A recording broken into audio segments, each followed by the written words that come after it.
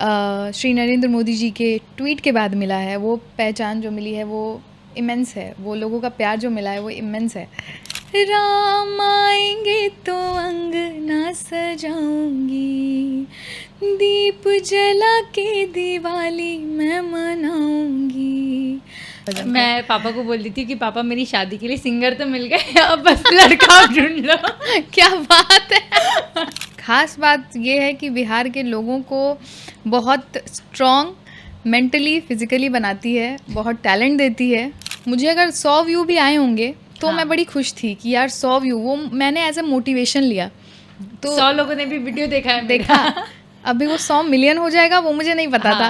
अब जो आपने आपके जो चार्जेस है, जो शोज है, उसमें कितनी % हाइक आप लेके आ गए? अगर आप अपने इंटरेस्ट का कुछ कर रहे हो उसमें मेहनत भी मेहनत नहीं लगती है, ऐसा काम लगता है में मजा लगता है, मज़ा आता है। हाँ।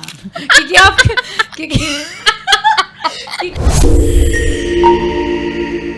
मेरे झोपड़ी के भाग खुल जाएंगे, राम आएंगे, ये गाना तो आप सभी ने सुना ही होगा। तो इनकी जो सिंगर है स्वाति मिश्रा, वो आज है हमारे साथ। So welcome Swati for this podcast. और मुझे बहुत खुशी हो रही कि मैं आपको इस पॉडकास्ट पे आपको होस्ट कर पाई हूँ। बहुत बार ऐसा होता है कि गेस्ट खुश होते हैं, आज मुझे दिल से खुशी हो रही है। कुछ तो बात है आप में जो ऐसे आपकी तरफ मुझे आकर्षित करती है। So I am so excited for this podcast. Thank you so much इतने प्यारे प्यारे शब्द मेरे लिए बोलने के लिए। एक्चुअली मुझ में वो बात नहीं है, देखने वाले का नज़रिया होता है। मैं बहुत जगह जाती हूँ, बहुत अच्छे अच्छे रिस्पॉन्स मिलते हैं, कहीं बुरे भी मिलते हैं, लेकिन आपसे जो मिल रहा है वो थोड़ा अलग ही है। Thank you so much. Narendra Modi ji ने आपका गाना राम आएंगे ट्वीट किया और वो सॉन्ग इतना वायरल हुआ, 123 मिलियन व्यूज़ क्रॉस किया। बहुत सारे लोग मोदी जी का अटेंशन चाहते हैं या चाहते हैं कि मोदी जी उनका गाना ट्वीट कर दे, उनके बारे में कुछ लिख दे, और आपके लिए उन्होंने स्वयं किया। तो इसके बारे में मैं कुछ जानना चाहती हूँ। ये तो मैं कह सकती हूँ कि राम जी की स्पेशल कृपा ही है।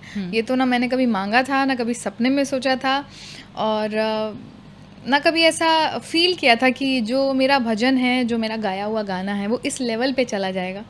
तो ये एक सपने की तरह है, और हो सकता है किसी अच्छे कर्मों का, माँ बाप के अच्छे कर्मों का फल है जो इस रूप में मिला कि बिना मांगे, बिना कुछ जाने इतने बड़े पर्सनालिटी ने मेरा गाना शेयर किया, जिसकी वजह से आज जो पहचान है, राम आएंगे की वजह से पहचान बढ़ रही थी पहले धीरे धीरे, लेकिन जो पहचान मुझे श्री नरेंद्र मोदी जी के ट्वीट के बाद मिला है, वो पहचान जो मिली है वो इमेंस है, वो लोगों का प्यार जो मिला है वो इमेंस है। तो ये ऐसी चीज़ है जो बिन मांगे मिली है, और मैं मानती हूँ कि किसी अच्छे कर्म का फल है ये। तो वो एक सॉन्ग वायरल हो गया रातों रात। हाँ। तो क्या आपको लगता है कि आप रातों रात सुपरस्टार बन गए, या फिर इस पे बहुत दिनों की, बहुत सालों की मेहनत है? सुपरस्टार वर्ड तो खैर मैं खुद के लिए नहीं महसूस करती हूँ। ये मैं कह सकती हूँ कि हाँ, रातों रात ऐसा हुआ कि जितने लोगों तक मोदी जी का ट्वीट पहुंचा, क्योंकि उनको तो प्यार करने वाले देश में विदेश में लोग भरे पड़े हैं। मैं विदेशों में भी जा रही हूँ और देख रही हूँ कि वहाँ भी किस तरीके से लोग मुझे प्यार कर रहे हैं। तो मैं समझ पा रही हूँ कि उनकी ऑडियंस जो है, उनको प्यार करने वाले जो लोग हैं वो विदेशों में भी हैं। तो ये कहूँगी कि रातों रात लोगों का जो प्यार है, जो मुझे 10% मिल रहा था देश की जनता से, वो 90% 95% तक मिलने लगा है। अब कोई ऐसी, पूरे देश में कोई ऐसी जगह नहीं है जहाँ लोग मुझे ना पहचानते हों, जहाँ लोग मुझे ना रिलेट करते हों राम जी से, राम मंदिर से और मेरे गाने से। तो ये कहूँगी कि रातों रात बहुत ही पहचान मिली है, लेकिन जो पहचान होती है वो किसी भी आर्टिस्ट के लिए रातों रात की नहीं होती है। ये पहचान बनाने के लिए, ये पहचान नहीं बनाने के लिए, मतलब जो मुझे मिला है, ये जब मैंने पाया है, ये बेसिकली इसके लिए मैं पिछले 6-7 सालों से मेहनत कर रही हूँ, और उसके 3-4 साल पहले से म्यूज़िक सीख रही हूँ। तो मैं कई सालों से हूँ म्यूज़िक में काम कर रही हूँ, यूट्यूब कर रही हूँ, तो मैंने तो कई सालों की है। फिर एक ऐसा मोमेंट आता है जहाँ पे राम जी खुद अपनी कृपा बरसाते हैं और बोलते हैं, लो बेटा लो, जी लो अपनी जिंदगी। गजब, मतलब ये जो कृपा राम जी की बरसी है ना मेरे ऊपर, ये तो मतलब मैं बता रही हूँ, जब हमने राम आएंगे बनाया, हमने बनाया, अपलोड किया, और हम अपने दूसरे तीसरे गाने में लग गए कि हाँ चलो अब दूसरा तीसरा गाना करते हैं। इस गाने पे पहले से ही बहुत अच्छा रिस्पांस मिल रहा था, नो डाउट। तो सडनली दिवाली के टाइम पे जो ये गाना बूस्ट हुआ, सडनली बड़े-बड़े इन्फ्लुएंसर्स, आर्टिस्ट, बड़े-बड़े सिंगर्स, इवन बी पराग जैसे आर्टिस्ट मेरे गाने पे रील बना रहे हैं। तो ये मेरे लिए बहुत बड़ी ब्लेसिंग है कि खुद इतने बड़े सिंगर होके मेरे गाने पे रील बना रहे हैं और उनका स्पेशल आशीर्वाद उन्होंने मुझे दिया। तो जब ये सारी चीज़ें होने लगती हैं तो ऐसा लगता है कि हाँ, राम जी मेहरबान हैं, राम जी की कृपा तो बरस ही रही है। तो इवन जब 22 जनवरी को राम जी की मंदिर की स्थापना हुई थी तभी भी सॉन्ग बहुत चल रहा था और हर जगह राम आएंगे गाना बज रहा था। तो आज आप यहाँ आए हो तो मैं ये मौका तो छोड़ूंगी नहीं और मैं चाहूँगी कि आपके स्वयं आपकी मधुर आवाज़ में मैं ये गाना सुनूं। तो कुछ पंक्तियाँ आप सुना दीजिए। ज़रूर मैं सुनाऊंगी। इस गाने को मैं इंटरव्यूज़ में, शोज़ में, पॉडकास्ट में और अलग-अलग लोगों से मिलने में एटलीस्ट 1 करोड़ बार गा चुकी हूँ। बट बिलीव में, मैं जितने बार गाती हूँ उतने बार ये भजन मुझे नया लगता है। अच्छा, लगता ही वाह, नहीं है कि वाह। मैंने इसको इतने बार गाया है। कुछ पावर है इस भजन में।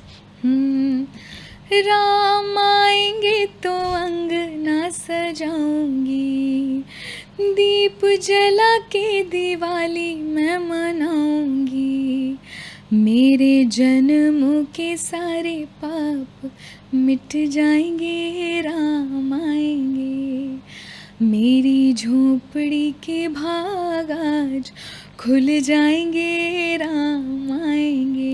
थैंक यू, ऐसा लग रहा है कि बस सुनते ही जाओ सुनते ही जाओ।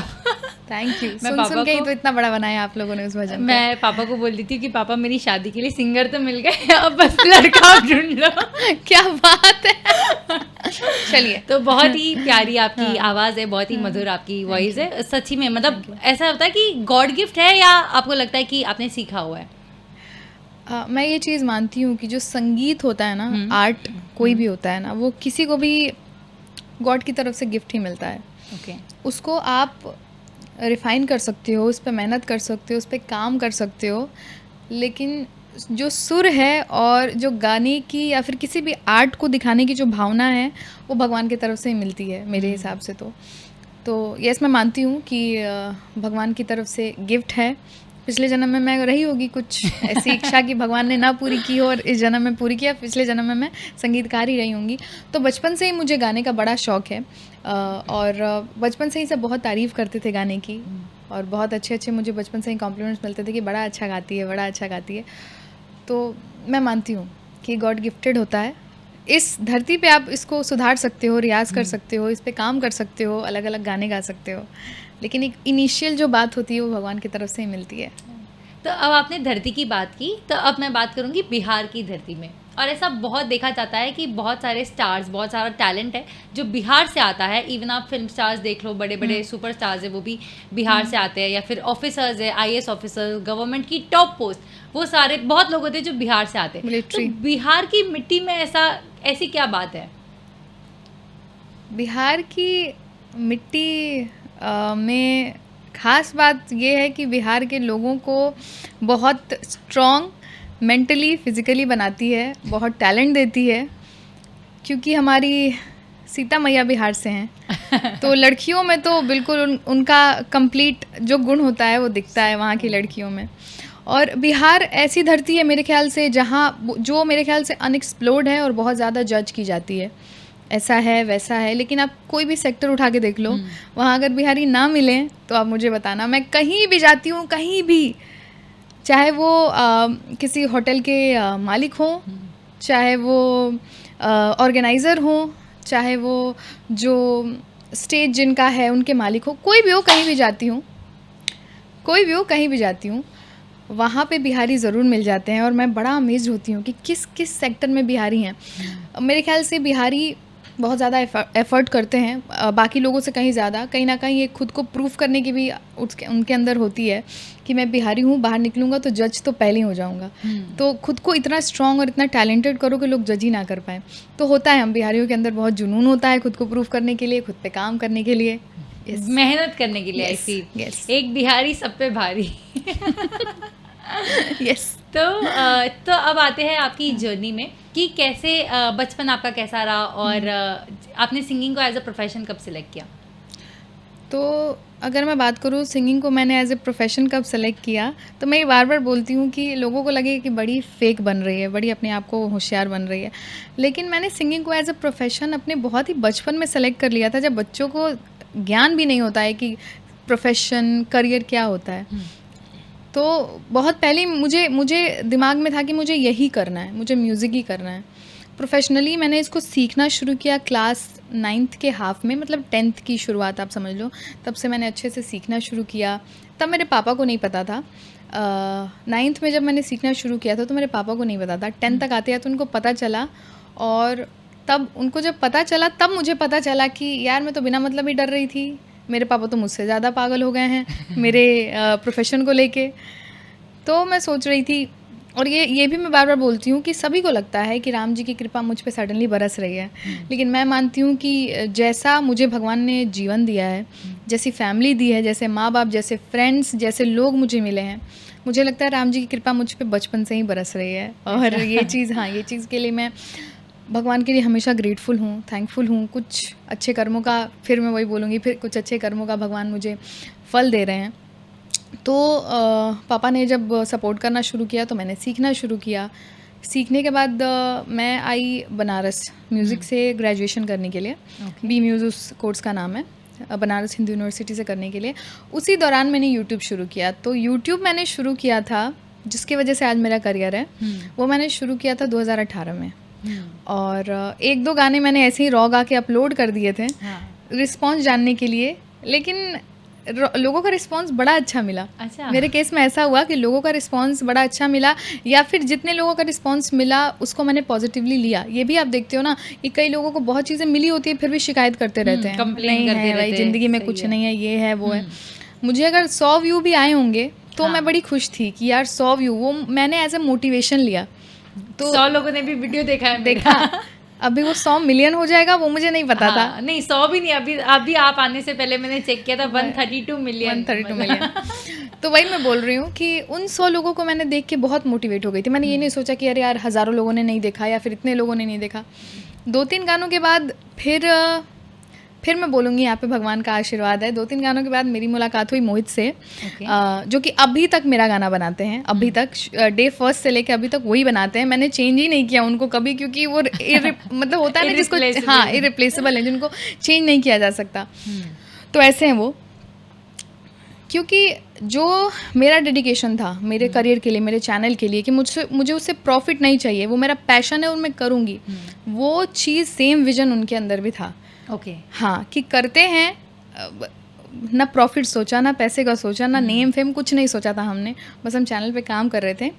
और जो भी है मेरे चैनल में 50% मेरा है और 50% उनका है। मैं बार बार हर जगह उनका नाम इसलिए लेती हूँ क्योंकि उन्होंने मेरे करियर में बिल्कुल मुझे वैसे ही सपोर्ट किया है जैसे मेरे फादर ने मुझे सपोर्ट किया है करियर में, मेरे यूट्यूब करियर में उन्होंने मुझे वैसे ही सपोर्ट किया है। तो ये यहाँ भी मैं इसलिए बोल रही हूँ कि भगवान की ब्लेसिंग है जो उनसे मिलवाया, और आज तक हम साथ काम कर रहे हैं और आज भी आपके साथ ही आए हुए हैं। तो जैसे भगवत गीता में भी ये सिखाया जाता है कि बेटा कर्म करते जा, फल की चिंता मत कर। I think you lived that कि मतलब कर्म करते रहो और फल भगवान देंगे, बट पहले काम तो करो। और अगर आप पहले फल की चिंता कर लोगे ना, मैं लिख के देती हूँ गारंटी आपको, अगर आप फल की चिंता कर लोगे कि भाई इससे कितना कमा सकते हैं, इससे कितना प्रॉफिट बनाया जा सकता है, अगर आपने ये सोच लिया तो मुझे नहीं लगता है कि आपका वो जो काम है वो बहुत ज़्यादा इम्पैक्टफुल होगा, बहुत ज़्यादा सक्सेसफुल होगा, नहीं होगा। तो जैसे आपने प्रॉफिट की बात की, कितने कमाने की बात की, अब पैसे पे आते कि जैसे ही आपका गाना हिट हुआ, अब जो आपने आपके जो चार्जेस है, जो शोज़ है, उसमें कितनी % हाइक आप लेके आ गए? मैं लेके नहीं आई, टाइम ये जो हाइक है वो टाइम लेके आया है ऑब्वियसली। तो जो मैं पहले शोज़ करती थी या काम करती थी उससे तो मैं 90% ज़्यादा हाइक पे हूँ अभी तो।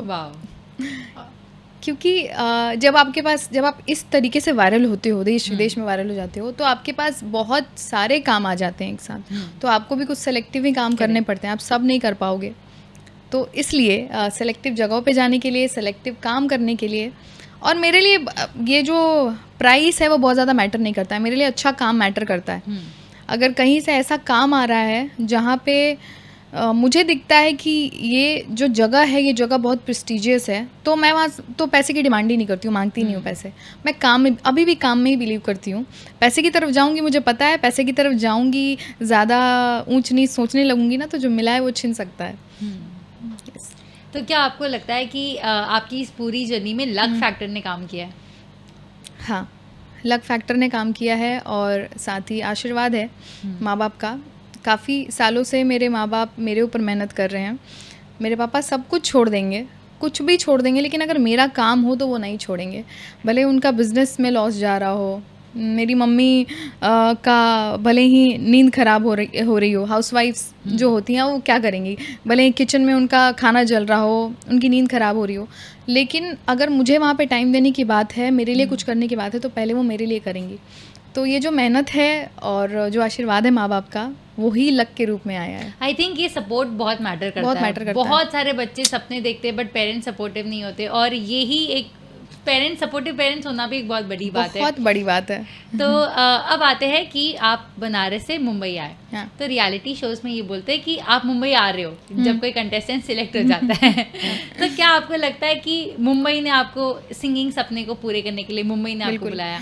बिल्कुल, मैं मानती हूँ कि मुंबई जो हमारी सपनों का शहर है, क्योंकि यहाँ पे सपने पूरे होते हैं। अब ऐसा नहीं है कि आप आ गए घर से और बैठे हैं और कह रहे हैं यार सपना तो पूरा नहीं हो रहा है, ऐसा नहीं होता है। अगर आपको सपने पूरे करने हैं तो उन सपनों पे काम करना पड़ेगा। मैं इसका खुद को लाइव एग्जांपल मानती हूँ कि कई सारे लोग हैं मेरे ही नज़र में, मेरे ही जानने में कई सारे ऐसे लोग हैं जो कि मैं देखती हूँ बैठे रहते हैं और बैठ के सपना देखते हैं, यार मुंबई तो आ गए हैं यार, इतना रेंट लग रहा है, इतना पैसा खर्चा हो रहा है, काम नहीं आ रहा है, काम आपके पास नहीं आता है। बहुत लकी हो, आपने बहुत कुछ अच्छा किया है लाइफ में, तो आपके पास काम आ सकता है। कोई गाना गा लो अच्छा। एग्जैक्टली। वो भी गाना गाने के लिए आपको मेहनत तो करनी पड़ेगी ना। सही बात है। हाँ, आपने गाना ऐसा तो नहीं है कि लेटे लेटे गाना गा दिया वायरल हो गया। You need research, you need good music, good everything, yes everything, you need everything. तो उसके लिए आपको मेहनत करनी पड़ेगी। आपको अपने काम में, अच्छा कुछ लोग ऐसे भी होते हैं जो थोड़ा सा एफर्ट लगा के कहते हैं यार अब तो हो नहीं रहा है, अब तो नहीं हो रहा है। तो मैं वैसे लोगों को ये कहना चाहती हूँ कि कोई भी काम आपको फ्री में थाल में ऐसे परोस के नहीं मिलता है कि लो खा लो। आपको उसके लिए बहुत मेहनत करती है, वो थाल आपको खुद ही जुटानी होती है, उसका खाना रेसिपी आपको खुद ही बनाना होता है, तब बैठ के मज़े में खाओगे आप। तो मैं यही मानती हूँ कि मेहनत करने से मत भागो, और स्पेशली अगर आपके इंटरेस्ट की वो चीज़ है, जैसे म्यूज़िक मेरे इंटरेस्ट की चीज़ है, मैं अगर इसमें लाइफ टाइम भी स्ट्रगल करती, लाइफ टाइम भी इसमें कुछ नहीं पाती बहुत ज़्यादा, तब भी मैं बहुत खुश थी। मैं अपने राम आएंगे के हिट होने से पहले भी बहुत खुश थी। मेरे 3 यूट्यूब चैनल्स थे, भक्ति के, भोजपुरी के, हिंदी के, तीनों चल रहे थे। मुझे इनकम हो रही थी, और यूपी बिहार में तो मेरा नाम था छठ पूजा के गाने की वजह से। तो मैं उससे भी बहुत खुश थी। I was not complaining at all. भगवान से तो कंप्लेन ही नहीं करती हूँ मैं कभी, आपने ये नहीं दिया, वो नहीं दिया, मुझे ऐसी ज़िंदगी क्यों दे दी। मैं तो थैंकफुल होती हूँ मेरे पास जो है, एक एक अगर दाना है मेरे पास, अगर आज मैं सुबह उठ गई, अच्छी सुबह है, तब भी भगवान को मैं थैंक यू बोलती हूँ। तो कुछ लोग की कंप्लेनिंग नेचर भी होती है, और अगर आप अपने इंटरेस्ट का कुछ कर रहे हो, उसमें मेहनत भी मेहनत नहीं लगती है, ऐसा लगता है, मज़ा लगता है, मज़ा आता है। हाँ। जैसे मुझे मेरे काम के लिए अगर सुबह 6 बजे भोर तक भी जगना हो और मेरा काम चल रहा हो, तो मैं अगर अगले दिन सोने वाली ना भी हूँ, मुझे पता है कि मुझे 8 बजे जगना है क्योंकि मेरा अगला काम है। तब भी मैं खुश हो जाऊंगी। स्टोरी देखी थी। तब भी मैं खुश हो जाऊंगी। सही बात है। तो ऐसा है। तो जैसे आपने बोला कि मुंबई में सपने पूरे होते हैं, क्या बॉलीवुड, मुंबई में जो भी लोग आते हैं उनका सबसे बड़ा सपना एक ही होता है बॉलीवुड, कि बॉलीवुड में जाना है। तो क्या आपका सपना है कि आपको बॉलीवुड में जाना है, बॉलीवुड के लिए गाने गाने? हाँ, सपना है, उसके लिए मैं एफर्ट्स अभी नहीं कर रही हूँ, लेकिन मे बी मैं फ्यूचर में करूँ। लेकिन अभी मेरे पास या मेरे जैसे कई आर्टिस्ट के पास प्लेटफॉर्म है। हाँ। सोशल मीडिया, इंस्टाग्राम, यूट्यूब, अलग अलग प्लेटफॉर्म्स हैं। तो अभी ऐसा है कि मैं खुद के यूट्यूब पे खुद के ऊपर बहुत ज़्यादा इतना काम कर रही हूँ कि मैं उसमें लगी नहीं हूँ। लेकिन अगर इस बीच मुझे कोई ऑफ़र आता है, कोई ऐसा कुछ आता है, तो definitely I will grab Ram ji and go with it. Seriously अगर आता है तो करूँगी। लेकिन अभी मैं बहुत खुश हूँ कि जहाँ पे हूँ वहाँ पे ग्रोथ बहुत अच्छी हो रही है। और ये मेरा जो मेरा सपना है वो मेरा एक सेल्फ इंडिपेंडेंट आर्टिस्ट बनने का है। बाद में मैंने अपने में ये डिस्कवर किया कि मैं लिख भी सकती हूँ। Okay. तो मैंने लिखना शुरू किया और गाना तो मैं पहले से गाती हूँ, तो ये सारी चीज़ें लेके, क्योंकि मैं हूँ सब मोहित। इन हाउस ही कर दो, हाँ, लिख भी खुद मैं दो, गा भी लो, खुद भी, मैं प्रोड्यूसर भी करके। वो म्यूज़िक मेरा कंपोज भी हाँ, कर देते हैं, कंपोज। म्यूज़िक भी बना देते हैं, सारी चीज़ें कर देते हैं, और मैं लिख लेती हूँ, गा लेती हूँ, वीडियो कर लेती हूँ, सब कुछ कर लेती हूँ। तो ये सारी चीज़ें मिलके मेरे पास फ़िलहाल एक पैकेज है जिस पे मैं काम करके उसको और ग्रोथ कर सकती हूँ। सही है, हाँ। हाँ। तो क्या आप खाने में शक्कर और शहद बहुत ज़्यादा खाते हो? क्यों? क्योंकि आपकी आवाज़ इतनी मीठी है। मैं मीठा पसंद नहीं करती हूँ, कभी-कभी ठीक है, कभी-कभी चलता है, ओके। लेकिन मैं खाने में पसंद करती हूँ तीखा, खट्टा, स्पाइसी। ओके। तो बहुत ज़्यादा स्पाइसी भी नहीं, लेकिन मैं आई एम नॉट अ मीठा पर्सन। क्योंकि आप क्योंकि क्योंकि आप खुद ही इतने स्वीट हो। और आज ये सौभाग्य है कि आज मेरे को आपके साथ, मेरे पूरे परिवार वालों को आपके साथ डिनर करने का मौका So मिलेगा। sweet, same तो here. हम सब बहुत एक्साइटेड है, मैं और भी, पापा मैं भी भी। आ रहे हैं। मैं भी। तो जैसे आपने बोला कि सबका एक सपना होता है कि उनकी एक अच्छी आवाज़ हो, एक मीठी आवाज़ हो, और सिंगिंग ऐसा प्रोफेशन है जहाँ पे बहुत कंपटीशन है। इवन आप इंस्टाग्राम देख लो, बहुत सारे सिंगर्स के अकाउंट मिल जाएंगे। 90% ऑफ द सिंगर्स होते हैं, आई फील कि स्ट्रगलिंग आर्टिस्ट होते हैं। तो उनके लिए आपके पास क्या एडवाइस है? तो मेरी एडवाइस उनको यही होगी कि अपने काम पे और अपनी क्रिएटिविटी पे स्पेशली वर्क करते रहें, क्योंकि आजकल की दुनिया में अगर आप सेम चीज़ जो हो रही है ऑलरेडी वो आप करोगे तो मेरे ख्याल से उस पे लोग बहुत ज़्यादा अट्रैक्ट नहीं होते हैं। लेकिन अगर आप कुछ क्रिएटिव कर रहे हो और आप अपनी ऑडियंस बेस पहले पहचानते हो, जैसे मैं अपनी बात करूं तो मैं अपने हिंदी वाले चैनल पे, सबसे पहले मेरा हिंदी का चैनल था, उस पर मैं कभी कभी भक्ति सॉन्ग्स डालती थी। तो मुझे उसी 1-2 भक्ति सॉन्ग्स थे से इतने कॉम्प्लीमेंट्स, इतने डीएम्स आते थे कि आप बस भक्ति गाया करो, आपकी आवाज़ में भक्ति अलग लगती है, आप बस भक्ति ही गाए। कुछ लोग कहते थे कि हिंदी छोड़ दो, बाकी सब लैंग्वेज छोड़ दो, भक्ति गाया करो। तो जब ये बहुत ज़्यादा मैंने देखा लोगों के बीच में, जब देखा कि भक्ति मेरी आवाज़ में लोगों को अच्छी लग रही है, तो मैंने भक्ति चैनल शुरू किया। ओके। और उस भक्ति चैनल ने आज मुझे इतना कुछ दिया। तो अपना ऑडियंस बेस जानना भी ज़रूरी है कि आपकी आवाज़ में क्या अच्छी लग रही है, आपको नहीं, आपकी ऑडियंस को, ये भी जानना ज़रूरी है। और मेरे ख्याल से क्रिएटिविटी करती रहनी चाहिए। जो पहले से चीज़ें आ रही हैं वो लोगों ने ऑलरेडी सुना देखा हुआ है, कुछ नया कीजिए और कुछ क्रिएटिव कीजिए जिससे लोगों को सुनने में या फिर आपके टैलेंट को लोगों को देखने में मज़ा लगे कि अरे यार, गाने के अलावा ये तो ये भी करते हैं, ये तो लिख भी लेते हैं, ये तो अच्छा म्यूज़िक बनाते हैं, तो अच्छा एक्ट करते हैं। कुछ भी ऐसा क्रिएटिव करते रहिए, और मेहनत तो कभी नहीं छोड़नी चाहिए, कभी भी ऊबना नहीं चाहिए कि भाई इतना कर लिया मुझे मिला नहीं, ये वो। तो अगर आप उससे ऊब जाओगे, अपने टैलेंट से, अपने काम से ऊब जाओगे, तो कभी कुछ नहीं मिलेगा। क्योंकि बहुत लंबा जो जर्नी होता है एक आर्टिस्ट का, वो बहुत लंबा और बहुत कठोर होता है। ये 9 to 5 की जॉब नहीं है, या फिर कोई कोर्स नहीं है कि कर लिया तो सिंगर बन गए। सही है। क्योंकि ऐसा है कि ये करियर जब रिटर्न देता है तो बहुत बड़ा देता है। हाँ। तो उस बड़े चीज़ को पाने के लिए आपको निरंतर लगे रहना पड़ता है उसमें। और साथ में तो बोलूँगी कि राम जी की भक्ति भी करो। और बिल्कुल बिल्कुल, भक्ति तो खैर करनी ही चाहिए। जिस भी भगवान के साथ, जिस भी देव के साथ आप रिलेट कर पाते हो, उनके साथ आप भक्ति करो। राम जी हों, कृष्ण जी हों, शिव जी हों, हनुमान जी हों, जिनसे भी आप रिलेट कर पाते हो, दिल से आपको लगता है कि वो आपकी सुनते हैं या वो आपके अपने हैं, तो आप उनसे करो, लेकिन भक्ति कभी नहीं छोड़नी चाहिए।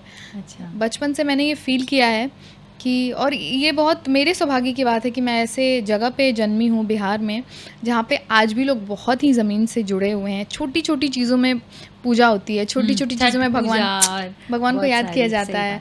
छठ पूजा तो ऐसे हमारे दिमाग में है कि आज भी अगर मैं छठ का गाना सुन लूँ तो मुझे गूज़बम्स आएंगे, हो सके तो रोना भी आ जाए। ऐसे छठ पूजा हमारे अंदर है। तो अध्यात्म से, भगवान से तो जुड़े ही रहना चाहिए, कभी उनको नहीं भूलना चाहिए। तो आपको पर्सनली कौन से गाने गाने पसंद है, भक्ति के या बॉलीवुड के या कौन से क्लासिकल? मुझे पर्सनली भक्ति सॉन्ग्स तो खैर मुझे बहुत पसंद है गाना, नो डाउट।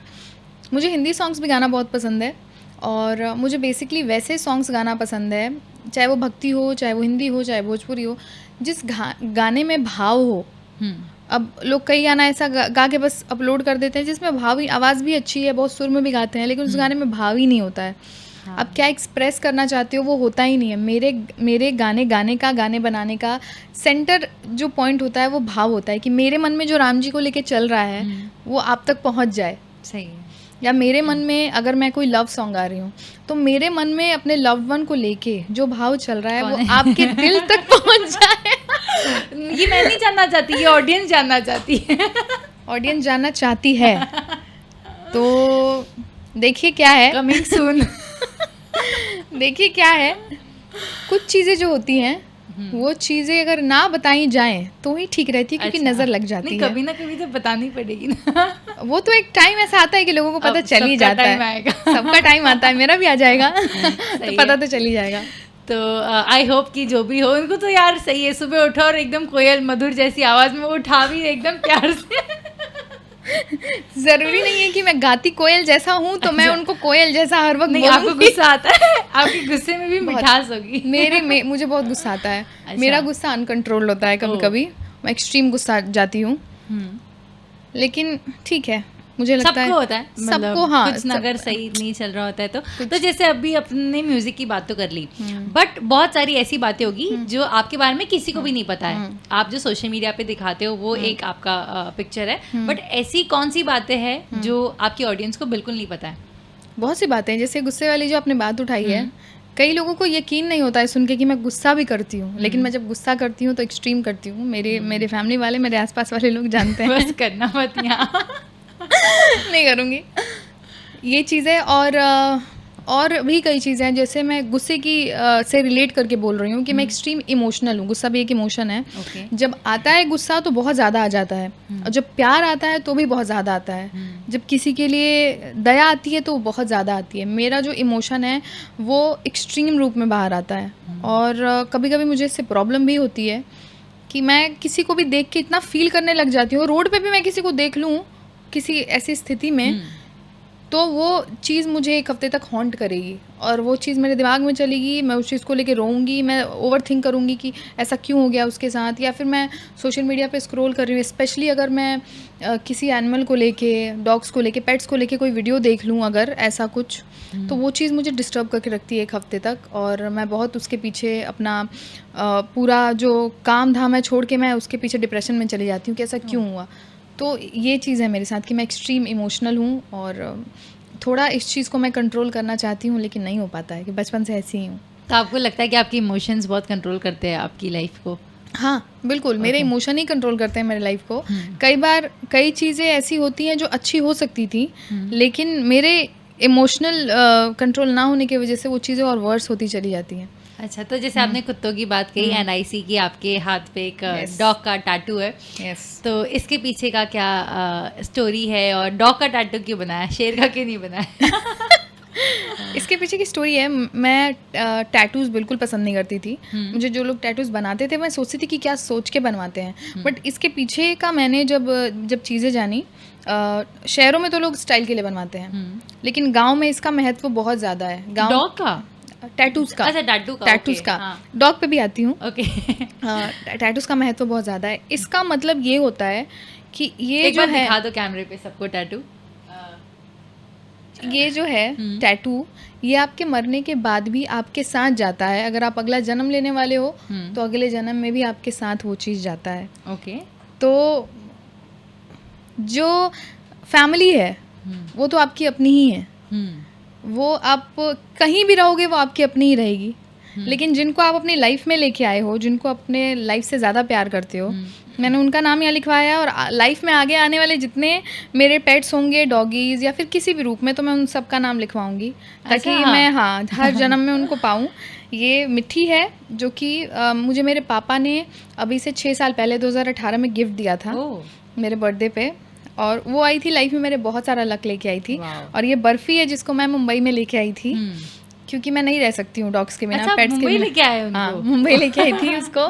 और ये जो बर्फ़ी है मिठी, इट्स लाइक कि फैमिली में आई बड़ी हुई सबके साथ, लेकिन बर्फ़ी इज़ लाइक कि बर्फ़ी को मैंने और मेरी बहन ने बड़ा किया है, तो इट्स मोर लाइक माई सन। तो मैं उसके लिए मेरा इमोशन हुआ है। मैंने बोला ना, मेरा इमोशन आता तो बहुत ज़्यादा आता है, तो इज़ लाइक माई सन। तो उसके साथ मेरी बहुत सारी इमोशंस और यादें जुड़ी हुई हैं। आई लव हिम इतना कि बता भी नहीं सकती हूँ। अच्छा, वाह। तो इसलिए उनका नाम यहाँ पे लिखा है, ताकि मैं हर जन्म में इनको पा सकूँ। मैं मेरे पापा को बोलूँगी, पापा मैं कुत्ता लेके आ रही हूँ, अब्बा नहीं मानेंगे। कई अब्बास होते हैं जो नहीं मानते हैं, लेकिन इस मामले में ये चीज़ मेरे पेरेंट्स से ही मुझे आई है।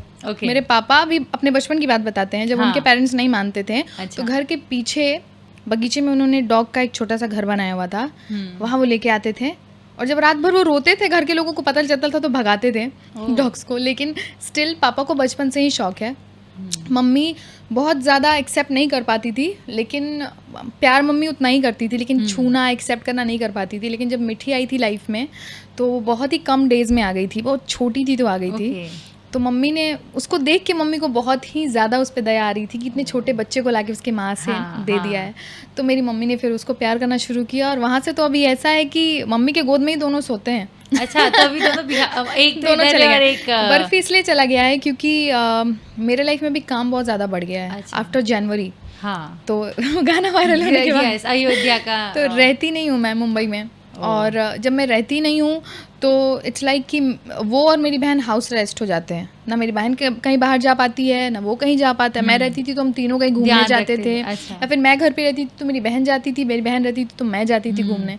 तो अभी ऐसा है कि मेरी बहन उसके साथ अकेले हाउस अरेस्ट हो जाती है। बाहर भी कुछ लाने जाना होता है तो उसको घर पे अकेले छोड़ के नहीं जा सकते हैं, तो इसलिए उसको वहाँ हमने अपने घर पे छोड़ दिया, और वहाँ वो ज़्यादा इंजॉय कर रहा है अपनी लाइफ, हमें भूल गया है वो। आपके बिना मेरे बिना पता नहीं इतना एंजॉय कैसे कर रहा है, भूल गया है मुझे वो।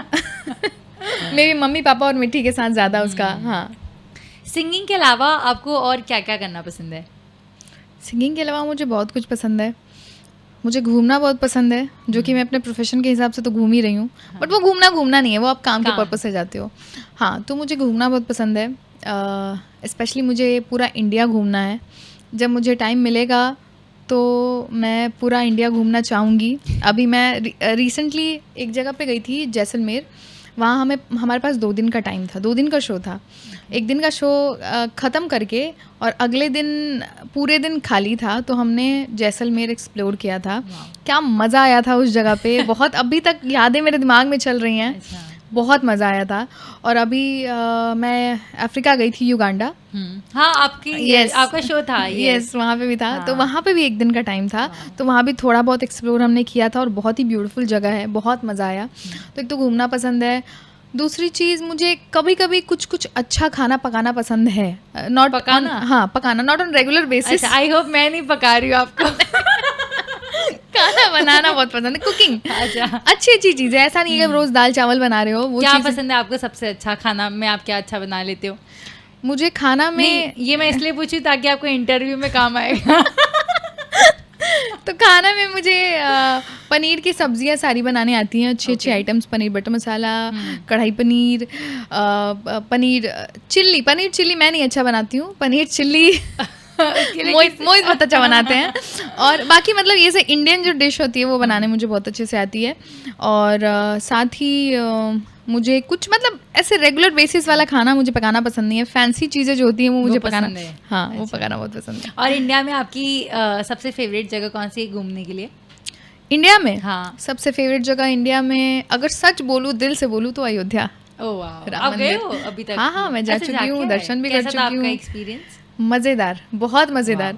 एक तो राम जी ने ऐसे जोड़ा है मुझे खुद के साथ, एसोसिएट किया है खुद के साथ, ऐसा कि स्ट्रीट पे हर कोई मुझे जानता है वहाँ पे।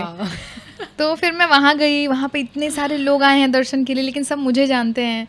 मैं राम जी से बस आंख बंद करके दिल से बस शुक्रिया निकल रहा था भगवान कि एक नॉर्मल मंदिर बनता, हम दर्शन के लिए आते हैं, आपके दर्शन के लिए आते हैं। अभी मैं आपके दर्शन के लिए आई हूँ, मगर आपके दर्शन तक मुझे 200-300 लोगों ने पहचान लिया। हाँ, आपकी वजह से ऑब्वियसली सब कुछ। तो सबसे अच्छी जगह तो फिलहाल मेरे लिए वही है घूमने के लिए। जब मुझे मौका मिलता है तब मैं जाऊँगी। वाह। तो एक ऐसा आर्टिस्ट जिसके साथ आपको कोलैबोरेशन करना हो, आपका ड्रीम? मैं श्रेया घोषाल मैम के साथ करना चाहती हूँ कोलैब। उनका एक गाना कोई जो आपको सबसे ज़्यादा पसंद हो? उनके सारे गाने मुझे पसंद है, एक क्या उनके सारे गाने मुझे पसंद है। तो हाँ, कोई एक प्यारा सा गाना उनका सुना देती हूँ। ना कुछ पूछा ना कुछ मांगा, तूने दिल से दिया जो दिया, तू ही धूप तू ही छाया, तू ही अपना पराया, और कुछ ना जानू बस इतना ही जानू, तुझ में रब दिखता है यारा मैं क्या करूं। वाह, ऐसा लग रहा है कि मम्मी पापा को भी बुला लूं, यहाँ लाइव कॉन्सर्ट चालू है। मैं सुनाऊंगी उनको डिनर पे। तो ये गाना आप जब गा भी रहे थे ना, ये है बहुत रोमांटिक सॉन्ग। अब मुझे नहीं पता कि आपके दिमाग में किस चीज़ को लेके आप ये गाना गा रहे थे, बट ऐसा लग रहा था कि राम जी के लिए गा रहे हो। बात तो सही है। अभी जो फीलिंग्स है ना, हर गाने के लिए, हर आर्ट के लिए, जो भी मैं परफॉर्म करती हूँ, जो भी करती हूँ, वो आँख बंद करके मैं राम जी को ही इमेजिन करती हूँ। और राम जी ने और भी कई रिश्ते लाइफ में बहुत ही प्रीशियस दिए हुए हैं मेरी लाइफ में, तो अगर मैं उनको सोच के भी गाऊँ तो सेम मेरे इमोशंस आएंगे। जो भी मुंबई में आता है उसको लगता है कि उसको हर चीज़ यहाँ पे आके रेडीमेड मिल जाएगी, और आप भी एक आउटसाइडर हो, तो एक आउटसाइडर को क्या क्या चैलेंजेस फेस करने पड़ते हैं मुंबई में? तो मैं अपनी बात करूँ तो बैचलर्स के बाद, बनारस के बाद बेसिकली मैंने पापा को ये बोल दिया था कि मुझे मुंबई जाना है, एंड आई सेड कि पापा मुझे अब आपसे पैसे नहीं चाहिए। ही इज़ लाइक कि पगला गई है क्या, अभी पैसे नहीं चाहिए भी क्या करती है। तो उस समय मैं इंस्टाग्राम से थोड़ा बहुत कमा लेती थी, इतना कि मुझे कॉन्फिडेंस था कि थोड़े बहुत में ही सही मैं रह लूँगी, क्योंकि मैं अच्छे फैमिली से हूँ। तो पापा को लग रहा था कि ये कैसे स्ट्रगल में जाएगी, कैसे क्या करेगी। ऑब्वियसली किसी भी आप फैमिली से हो, कैसे मम्मी पापा तो यही चाहेंगे कि मेरी बेटी को या फिर मेरे बच्चे को अच्छे से अच्छा सब कुछ मिले। तो फिर भी मैंने बोल दिया था कि मुझे आपसे पैसे नहीं चाहिए पापा। तो पापा भी घबरा गए थे कि कैसे होगा, क्या होगा। तो जो सबसे पहले मैं मुंबई में आई थी, मैंने रूम बुक किया था, उसका रेंट 8,500 रुपये थे। अच्छा। मुंबई में। वो 1 आवर के रूम था। पापा, अगर मैं चाहती पापा को बोलती 8,500। हाँ 8,500 ताज में बुक किया अंधेरी में। अच्छा। सबसे पहले मैं अंधेरी में रहती थी, तो वहाँ काफ़ी महंगा है, आते ही इतने पैसे उड़ा दिए। 8,500 पर मंथ। हाँ, तो अच्छा, मुंबई में इसलिए महंगा है, उस साइड पे बहुत महंगा है, अंधेरी साइड में इसलिए महंगा क्योंकि वो आर्टिस्ट वहाँ पे बहुत ज़्यादा हैं, तो इसलिए वो एरिया ही महंगा है। लेकिन मुझे वहीं पे रहना था, मेरे भाई भी वहीं पे रह रहे थे। तो कई लोग हैं जो साथ में हम लोग रह रहे हैं, और सारे लोग आर्टिस्ट हैं। सब यही सोच के आते थे कि यार यहाँ पे तो गजब की लाइफ हो जाएगी, आऊँगा, काम मिलेगा, गाड़ी खरीदूंगा, घर खरीदूंगा, नाम हो जाएगा, काम हो जाएगा, शाहरुख खान बन जाऊं। यस सबको ये लिटरली मैंने सुना है लोगों से बोलते हुए कि लेकिन यहाँ पे तो आने के बाद कोई पूछ ही नहीं रहा यार, काम ही नहीं मिल रहा। लेकिन मैंने ये कभी नहीं सोचा था कि जाते के साथ ये कर लूँगी, वो कर लूँगी। मेरे मन में शुरू से ना वो लालच नहीं रहा है कि मुझे तो ये पा लेना है, अभी भी नहीं है कि मुझे अब नाम हो गया है तो ऐसा मैं काम करूं और ऐसा नाम करूं कि बस मुझे जो चाहिए वो मिल जाए। ऐसा नहीं है, मैं काम करना ज़्यादा प्रेफर करती हूं और काम से पैसा कमाना चाहती हूं, सपनों से नहीं। सपना देखना इंपॉर्टेंट है, लेकिन उस सपने को रियलिटी में चेंज करने के लिए आपको उठना तो पड़ेगा। पैसे ही कमाने आपके सपने हैं तो उसके लिए उठना तो पड़ेगा ना, बेड छोड़ के कि बैठ के फ़ोन चलाओगे यार, इसकी लाइफ तो गजब है यार, देखते रहोगे। हाँ कई लोग सपनों की दुनिया में जीते हैं। तो ये जो ड्रीम लेके लोग आते हैं कि वहाँ पे जाएंगे बूम हो जाएगी लाइफ, ऐसा नहीं होता है। लाइफ को बूम करने के लिए आपको बहुत मेहनत करनी पड़ती है। मुंबई में आके मैं डे फर्स्ट से, जब से यहाँ पे आई हूँ तब से बैठी नहीं हूँ, तब से मैं काम कर रही हूँ। पहले मेरा जो इनकम का मेन सोर्स था वो इंस्टाग्राम और फेसबुक था। फेसबुक में कैसे? फेसबुक में था कि फेसबुक चैनल जो मेरा है वो उस पर 3 मिलियन फॉलोअर्स थे वहाँ पे। लॉकडाउन में मैंने फेसबुक पे बहुत काम किया था घर पे बैठे बैठे, तो उसके वजह से फेसबुक पे बहुत सारे फॉलोअर्स आ गए थे। मैं लाइव जाती थी और गाती थी, 1-1 घंटे 2-2 घंटे लगातार बैठ के गाती थी, तो उससे मुझे फॉलोअर्स बहुत ज़्यादा गेन हो गए थे। तो वहाँ से मेरा जो मैं लाइव चलाती थी उस लाइव पे मुझे स्टार्स मिलते थे और वो स्टार पैसे में कन्वर्ट होता था, तो उसका मुझे एक मंथ 90,000 आया था। तो ऐसे इनकम होता था। लेकिन उसके लिए आपको घंटों अपने देने पड़ते हैं लाइव में, और लोगों से रिक्वेस्ट करना पड़ता है, if you like my song मुझे आप स्टार भेजो। अच्छा। ये वो तो बहुत सारी चीज़ें हैं। तो इंस्टाग्राम पे भी ऐसे ही मैं छोटे छोटे स्पॉन्सरशिप्स करती थी, छोटे छोटे, जिसके मुझे कुछ 2,000-3,000 रुपये मिलते थे। तो अगर मंथ में मैंने 4 या 5 कर लिए तो कुछ उससे हो गया, कुछ फेसबुक से हो गया। तो तब भी मैं बहुत खुश थी, ऐसा नहीं था कि मुझे किसी चीज़ की कमी थी। लेकिन हाँ, जैसे पहले जी रही थी पापा के पैसों पे, हाँ उससे मुझे रियलिटी चेक मिला, और उससे भी ये एहसास हुआ कि भाई जब तक आप अपने पेरेंट्स पे डिपेंडेंट होते हो, जब तक आपके माँ बाप का हाथ आपके सर पे होता है, आप कितने ब्लेस्ड हो आपको पता नहीं है। कई बच्चे कोई रिस्पेक्ट नहीं करते हैं माँ बाप के पैसों की, माँ बाप की किए हुए की, कहते हैं आपने पैदा किया आपको तो करना ही पड़ेगा। ऐसा नहीं होता है। एक बार उस हाथ को हटा के देखो, फिर पता चलेगा कि ज़िंदगी में, जब मैं यहाँ आई और मुझे जो मग है या फिर जो टॉवेल है या फिर पिलो कवर है, हर चीज़ मुझे खुद के खुद पैसे से से खरीदना है। मुझे लगा था मैं तो जाऊंगी, मुझे घर मिलेगा, मैं रेंट दूंगी, खाऊंगी और चला लूंगी घर।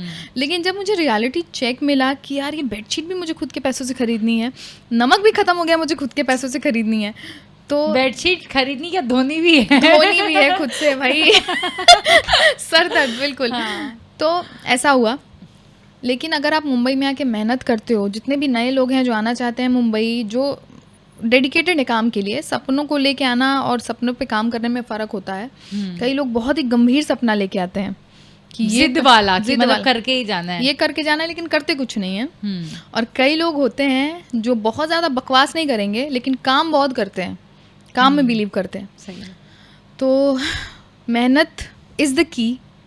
उसके अलावा कोई की नहीं है आपके पास, उसके अलावा कोई शॉर्टकट नहीं है, कोई गॉडफादर नहीं है। आपके अंदर मेहनत हो, आपको गॉडफादर मिल भी जाएगा। गॉडफादर ही आपकी मेहनत है। मेहनत है, बिल्कुल। आपको मेहनत करना बहुत ज़रूरी है, उसे भागना नहीं चाहिए, उसे डरना नहीं चाहिए बेसिकली। ओके, अभी रैपिड फायर का राउंड है और इसमें आपको ज़्यादा सोचने का मैं टाइम इसमें नहीं बहुत ज़्यादा मिलेगा। पैनिक हो जाती हूँ, प्लीज़। नहीं थोड़ा टाइम मिलेगा ना आंसर देने के लिए। 1 सेकेंड। अच्छा ठीक है, ठीक है, ठीक है। ठीक है, अगर आप सिंगर नहीं होते तो आप क्या होते? तो मैं क्या होती? बहुत बोलती हूँ, जर्नलिस्ट होती। ओह। आपका फेवरेट फूड? दाल चावल भुजिया। अच्छा। Yes. One place that you want to go out of India?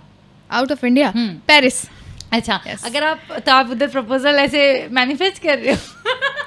May be मैं जाने भी वाली हूँ क्या बहुत पता जल्दी। हो जाए। Yes. हाँ। अगर 3 लोग से आप मिल सकते थे हाँ। तो वो कौन से 3 लोग होते? अगर जैसे आप डिनर पे हो और 3 लोग को आप साथ में खाना खाने के लिए बुला सकते थे, जैसे मैंने आपको बुलाया, तो आपके लिए वो 3 लोग कौन होते? पहली बात तो मोदी जी होते हैं, श्रेया घोषाल, हाँ। और तीसरी लता जी, जो कि है नहीं इस दुनिया में। Okay. लेकिन तो उनको मोहित बुलाती। जी से आप खाना बनवाते? हाँ, मैं मोहित से खाना बनवाती और उनको खिलाती, क्योंकि वो बहुत अच्छा खाना बनाते हैं। ओके, तो आपको मुंबई ज़्यादा पसंद है या फिर बनारस? Tough question. बिहार, आप बिहार से हो, राइट? Yes, मैं बिहार मुंबई से और हूँ। बिहार, ध्यान से बोलना, बिहार। मुंबई की ऑडियंस देखने वाली है। ओके, नहीं बहुत टफ है मुझे। मुंबई बिहार। अच्छा। यस। ओके, तो मूवीज, आपकी फेवरेट मूवी?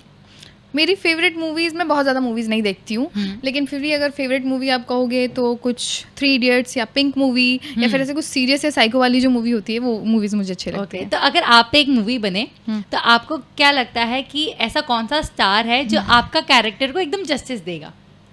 मेरे ख्याल से करीना कपूर दे सकती है। Yes. और उस मूवी का टाइटल क्या होगा? उस मूवी का टाइटल क्या हाँ। होगा? अरे नहीं, मैंने नहीं सोचा ये। उसका टाइटल कुछ भी रख लो, कुछ भी रख लो। एक लड़की हुई एक viral। लड़की थी दीवानी सी। एक लड़की थी दीवानी सी।